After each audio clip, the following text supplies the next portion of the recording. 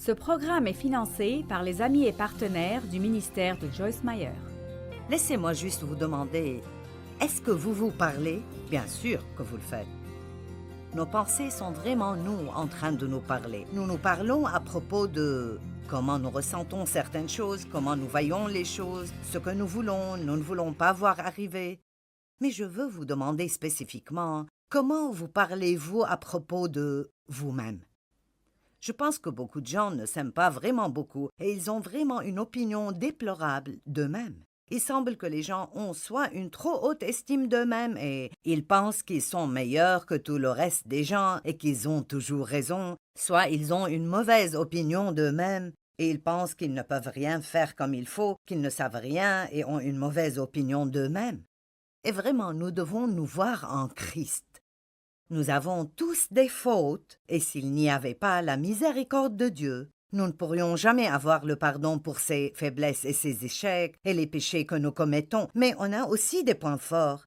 Et Dieu veut que nous prenions ces points forts qu'il nous a donnés, les talents qu'il nous a donnés, les capacités et les talents qu'il nous a donnés, et il veut que nous soyons les meilleures personnes que nous puissions être. Je veux que vous commenciez à penser à combien Dieu vous aime et comment il a juste préparé un bon plan pour votre vie et que, même si vous n'aimez pas ce qui arrive dans votre vie maintenant, Dieu dit qu'il a un bon avenir préparé pour vous. Quand vous faites des erreurs, n'ayez pas l'attitude « tout ce que je fais est quelque chose de mauvais ». Ce n'est pas vrai. Vous faites beaucoup de choses qui sont bonnes et beaucoup de choses qui sont justes.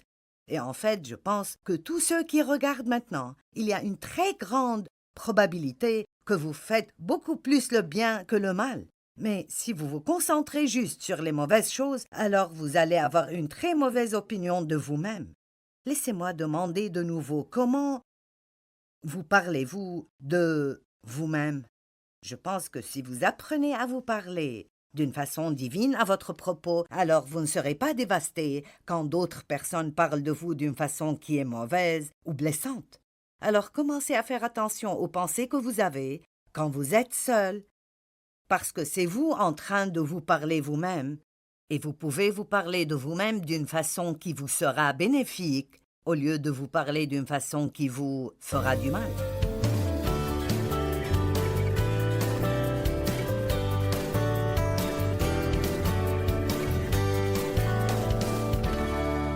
Nous faisons une série appelée « Siégez, levez-vous, marchez et courez ». Et l'idée est que, si vous pensez à un bébé, la première chose qu'ils font est d'apprendre comment s'asseoir, et le fait de s'asseoir représente l'entrée dans le repos de Dieu. Le Seigneur Jésus siège à la droite de Dieu. Quand il est monté au ciel, il a siégé, c'est en fait très important.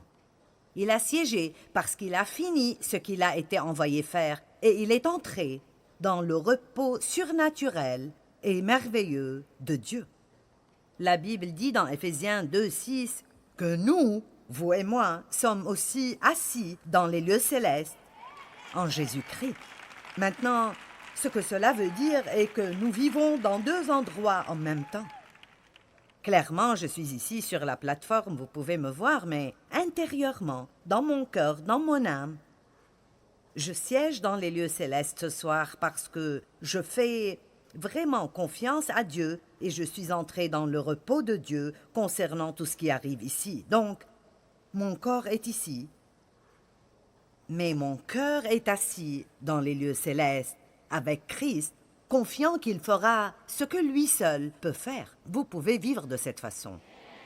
Vous pouvez vivre assis dans les lieux célestes. Vous pouvez élever d'une position de repos.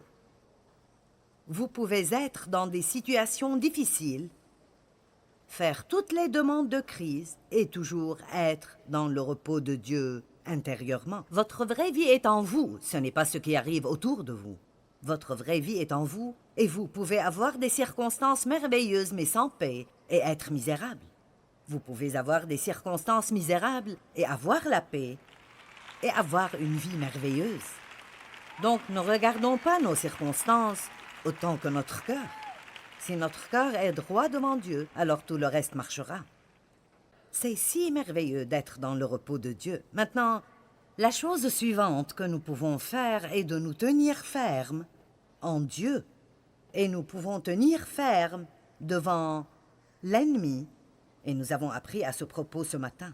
Et puis nous devons marcher ainsi dans nos vies de tous les jours. C'est bien d'aller à l'église, mais ça ne fait rien de bien si nous n'agissons pas en conséquence. Je vais le redire. C'est bien d'aller à l'église, mais ça ne fait absolument rien de bien si vous n'agissez pas en conséquence. Je perds mon temps ici ce soir si tout ce que vous avez fait est de venir voir ce à quoi je ressemble. Vous êtes ici pour apprendre, et je suis ici pour apprendre comment nous pouvons mieux glorifier Dieu, et nous avons toujours besoin d'écouter en ayant déjà pour but de mettre en pratique ce que nous apprenons. Écouter la parole sans agir veut dire que nous nous trompons nous-mêmes.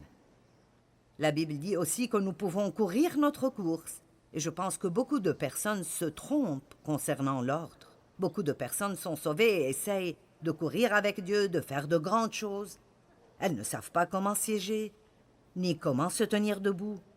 Elles ne marchent même pas dans ce qu'elles apprennent, mais elles veulent faire de grandes choses. Alors nous devons comprendre et nous devons réaliser que ces choses prennent du temps.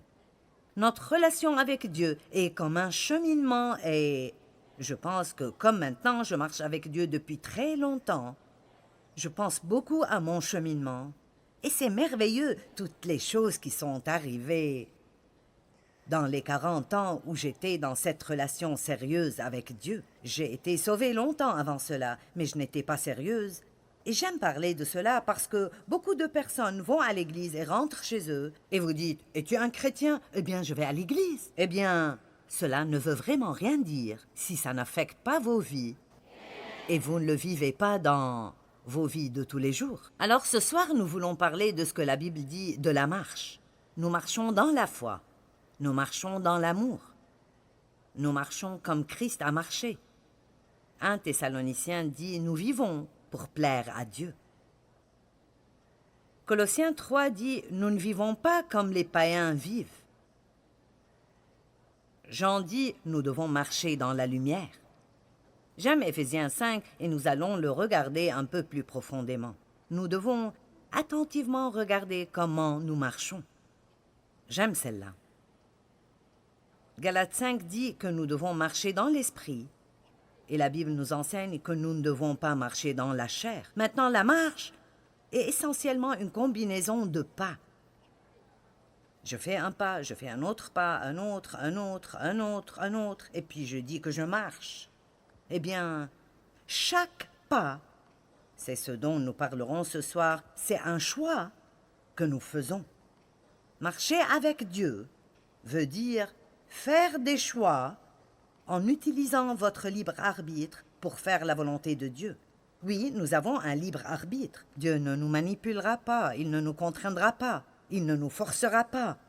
Il nous montrera, il essaiera de nous diriger et de nous guider. Il nous dira quoi faire, mais il ne nous forcera pas. Nous ne sommes pas des robots, nous sommes ses enfants. Il veut que nous réalisions que nous sommes libres de vivre comme nous voulons et puis par amour pour lui de choisir librement de vivre pour lui. Tant de personnes dans le temps de la Bible ont été des esclaves bien avant d'entrer dans une relation avec Christ. Et puis tant de fois, si leur maître les libère, ils s'appelleraient des esclaves eux-mêmes parce qu'ils décidaient de leur plein gré de rester avec ce maître parce qu'il était un bon maître. Donc, Paul a dit qu'il était un esclave de Jésus-Christ. En d'autres termes, il n'était pas forcé d'aller en prison pour Christ, ni d'être battu pour Christ, ni de passer par le jeûne et la faim et le péril et l'épée et la moquerie et la persécution, mais il l'a fait lui-même. Il n'était pas forcé, mais il a fait de lui-même un esclave de Jésus-Christ. Combien d'entre vous savent que nous pouvons faire tout ce que nous voulons de notre vie? Vous savez quoi? Félicitations parce que vous auriez pu être où que vous vouliez ce soir. Et vous êtes ici. Mon Dieu, vous auriez pu être à la meilleure taverne de cette ville. Vous auriez pu être en prison. Vous auriez pu faire toutes sortes de choses que vous regretteriez demain si vous les aviez faites. Mais vous avez pris une décision. Vous avez marché d'après ce que vous avez appris et vous avez pris une meilleure décision. Je suis ici ce soir parce que je l'ai choisi. Vous pouvez entendre en m'écoutant parler que j'ai mal à la gorge. Je suis juste tombée un peu malade. Je me sentais mal ce matin. Mais je pense que vous avez prié pour me débarrasser de cela, alors... Vous avez fait un choix. Plusieurs d'entre vous ont eu des difficultés. Vous avez eu des choses qui essayaient de vous garder de venir ce soir, mais vous avez pris une décision. Je veux vous montrer ce soir combien de choix nous prenons toute la journée. Nous faisons littéralement des millions de choix dans nos vies. Et chaque bon choix que nous faisons amène éventuellement un bon résultat. J'ai dit éventuellement, et je veux marquer ce point parce que, en fait, parfois, vous pouvez faire la bonne chose. Et il semble que vous avez de pires conditions que celles que vous aviez auparavant. Shadrach, Mishak et Abednego ont dit au roi, « Nous n'allons pas nous prosterner devant toi. Dieu peut nous délivrer, mais s'il ne le fait pas, nous n'allons pas nous prosterner devant toi. » Ils les ont jetés dans la fournaise et ils ont pris la bonne décision. Et le roi a chauffé la fournaise 7 fois plus qu'elle n'était intense avant. Avez-vous déjà pris une bonne décision et la fournaise a été chauffée 7 fois plus intensément qu'avant? Mais je vous le dis, les amis, à la fin,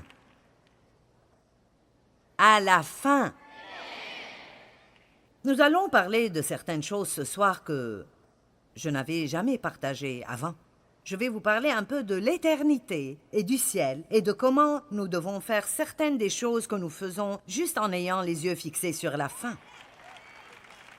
Nous n'avons pas besoin d'être si tournés sur maintenant, si orientés vers ce qui est instantané, que nous devons avoir la gratification immédiate pour toute décision que nous faisons pour être satisfaits. Dans notre société d'aujourd'hui, les gens ne veulent rien attendre du tout.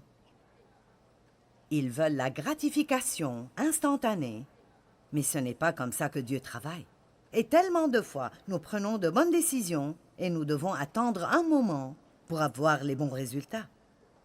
Parfois, vous prenez de mauvaises décisions et vous attendez un peu pour avoir de mauvais résultats. Parfois, il semble que vous prenez de mauvaises décisions et vous vous en tirez. Parfois, nous regardons d'autres personnes qui ne vivent pas comme ils devraient vivre et vous vous dites « Pourquoi devrais-je prendre ces décisions difficiles? Ils ne font pas ce qu'il faut et ils s'en tirent. » Mais à la fin, allez, à la fin, puis-je vous dire que l'éternité est vraiment très longue?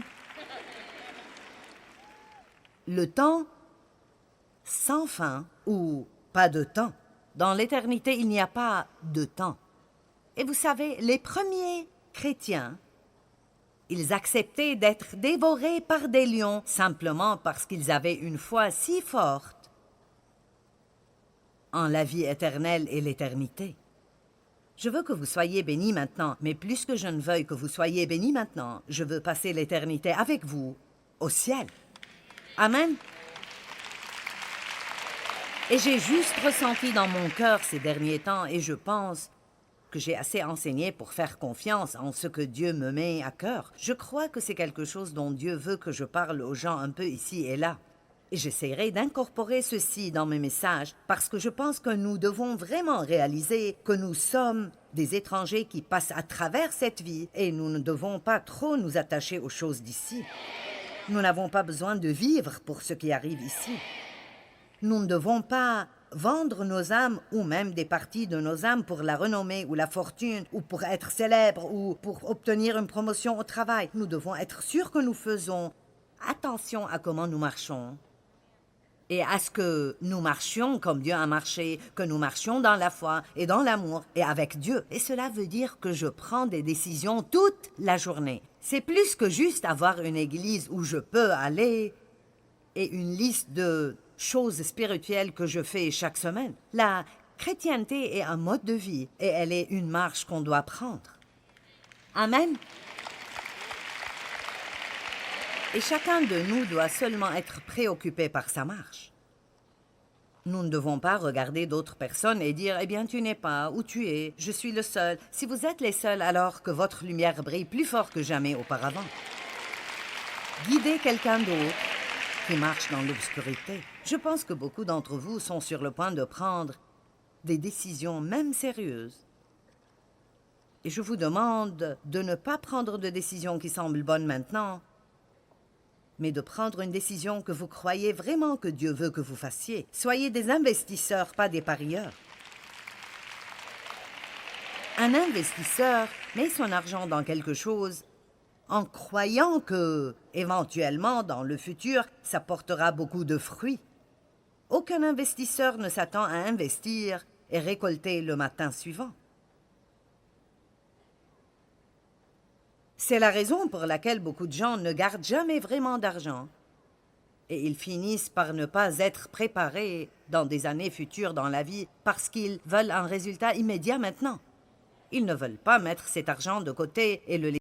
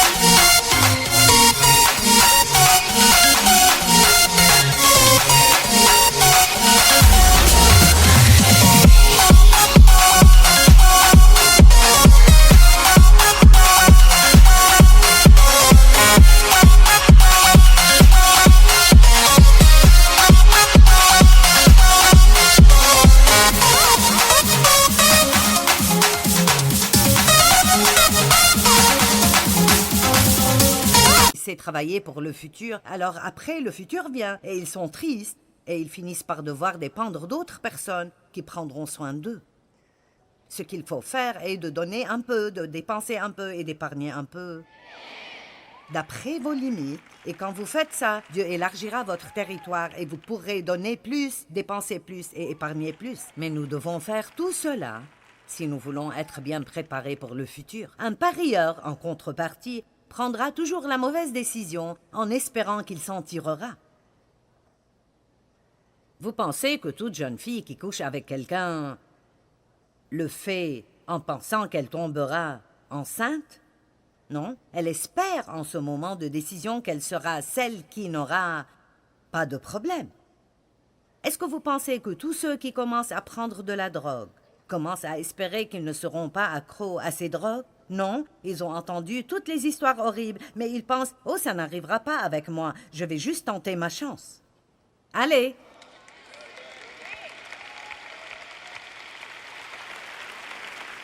Les gens entrent dans des relations et ils maltraitent d'autres personnes. Ils essayent de contrôler les gens, ils disent du mal.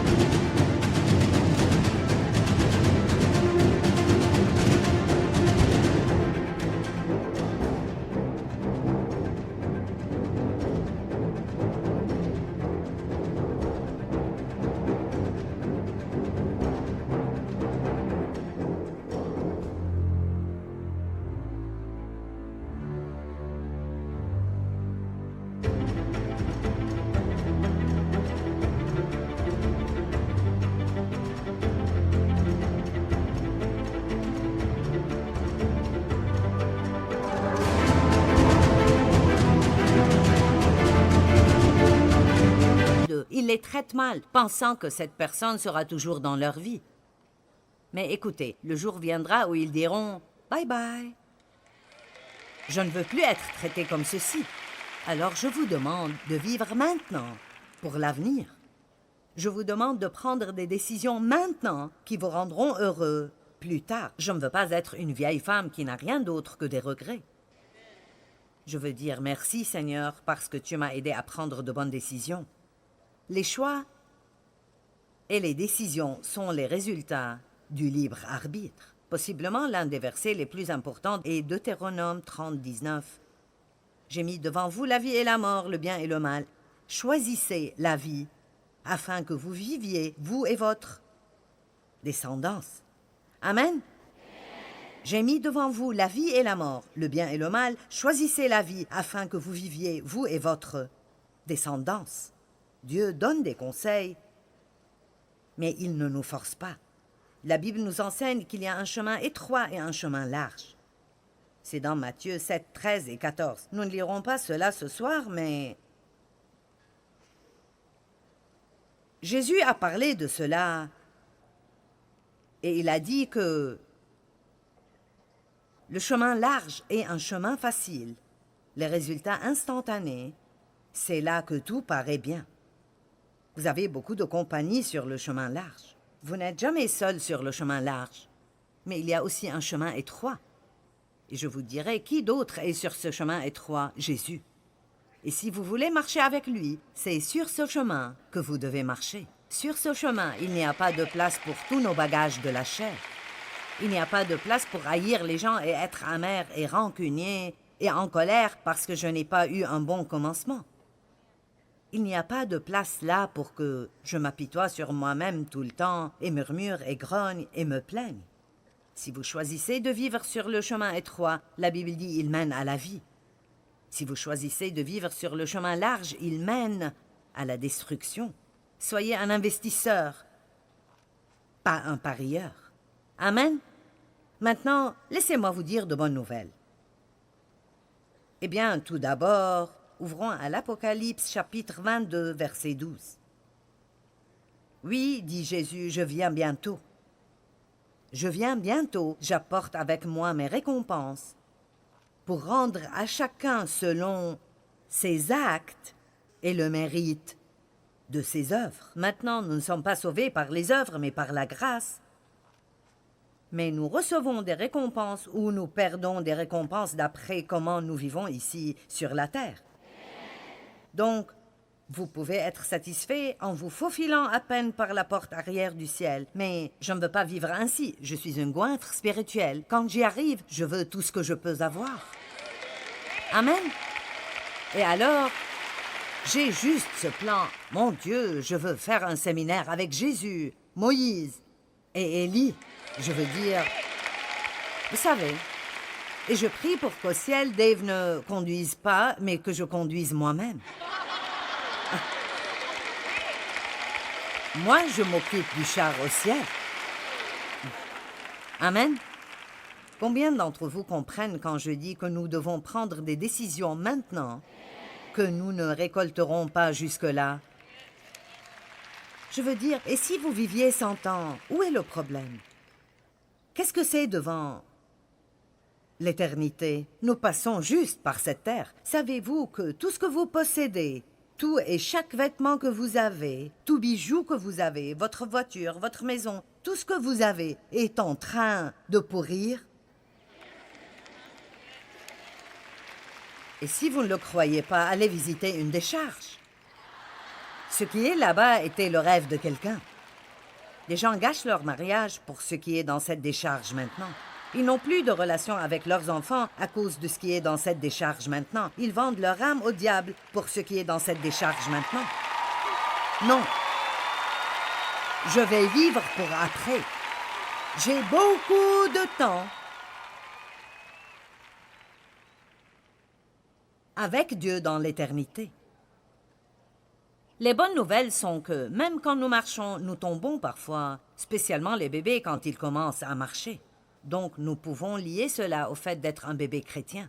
Quand j'étais plus jeune dans le Seigneur, je faisais beaucoup plus d'erreurs que j'en fais maintenant. Je fais toujours des erreurs, mais je n'en fais pas autant que j'en faisais. Mais, vous voyez, c'est important pour vous de réaliser qu'à chaque fois que vous tombez, vous pouvez vous relever. Vous faites une erreur, vous faites quelque chose que vous ne devez pas faire. Nous appelons cela trébucher et tomber. C'est ce que la Bible dit que c'est. J'ai une mauvaise journée, je m'énerve. Vous savez, peut-être quelque chose de pire.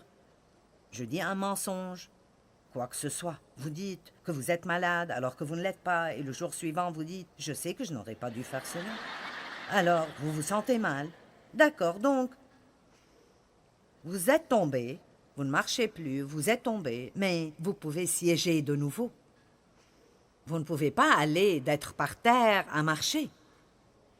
Vous ne pouvez pas être par terre et commencer à marcher. Vous devez commencer par vous asseoir, ce qui veut dire que vous vous repentez, vous entrez dans le repos de Dieu.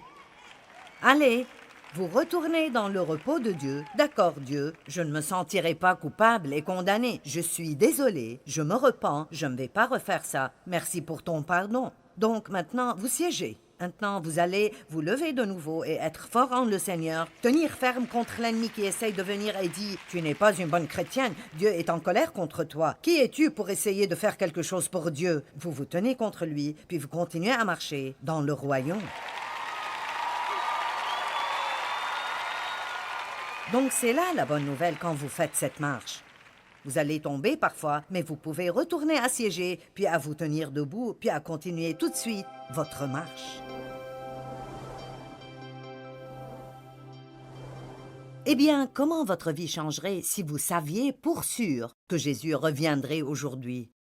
Ça impacterait notre marche de tous les jours avec lui, probablement d'une façon importante.